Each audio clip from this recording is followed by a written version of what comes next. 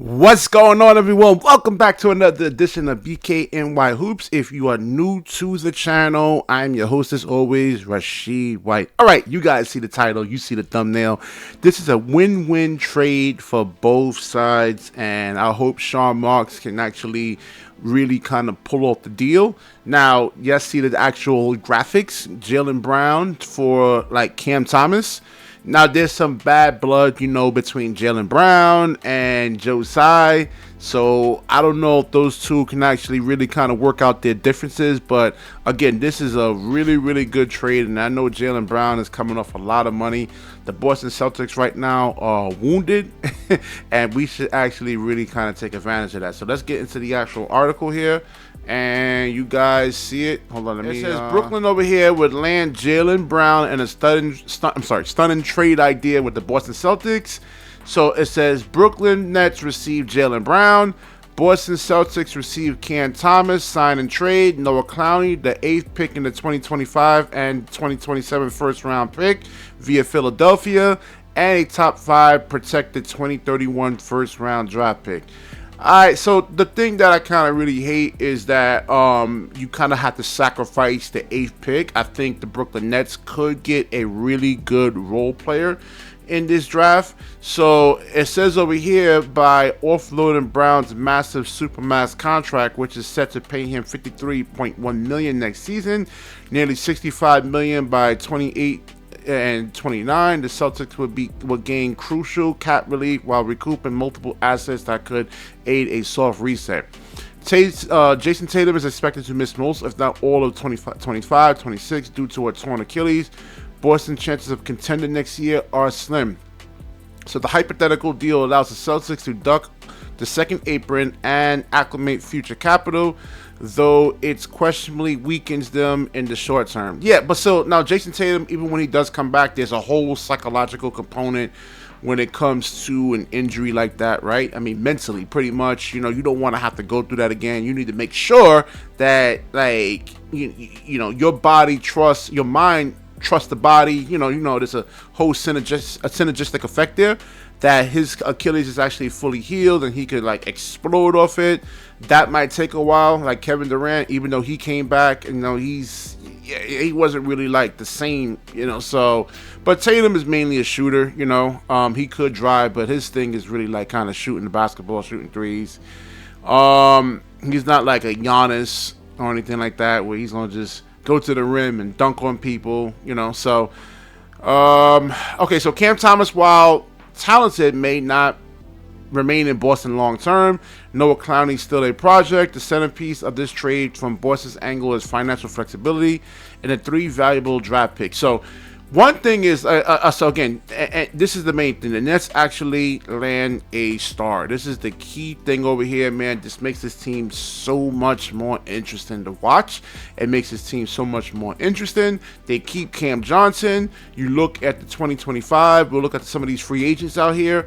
And I think the Nets could be in, I'm not saying they're going for a championship or anything like that, but they could go for the play-in. And we've seen in past drafts, right?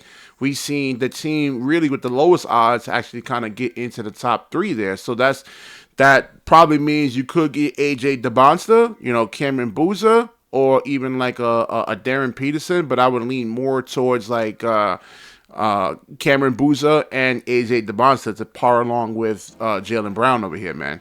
So yeah, definitely, man. And it says even with Cam Thomas flashing all-star scoring potential before a hamstring injury into the season, the Nets might be willing to move on. Yeah, I told you guys, man. And like I said, Cam Thomas, like I said, I like him. It's nothing personal against him. He can score. It's just what you're giving up on a defensive end, right? He's undersized. We need like players for the most part that has like NBA height, right? Average NBA height, which is like 6'6", 6'7". So yeah, man, this is a really, really, really good move, and they keep the 26th draft pick right there.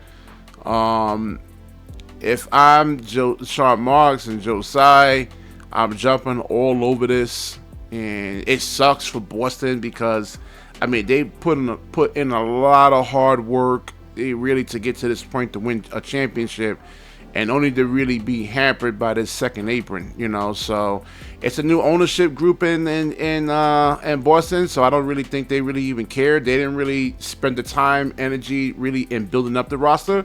So I really don't think they care. I just think they don't want to have to pay like I think how much was it, like $75 million, or I think it was like $100 million in luxury tax due to this second apron. So you know, they don't want any type of dynasties. Adam Silver, I guess he feels it's actually bad for the ratings. And we could look at the 2025 free agents, man. So Brooklyn looks a little bit different now. You know, I don't know if they can get a Julius Randle. I don't know. It depends on what happens this year in the Western Conference Finals if the Minnesota Timberwolves advance. So there's some decent players on here. Brook Lopez, right? I mean, he's not going to be a, you know, he can space the floor out. How old is he? 37 years old? No, I don't know about that one. So Malcolm Brogdon, you know, if you put Naz Reid, if you somehow you can get Naz Reid, you probably have to pay a little bit more into the tax. He's going to be looking for a raise.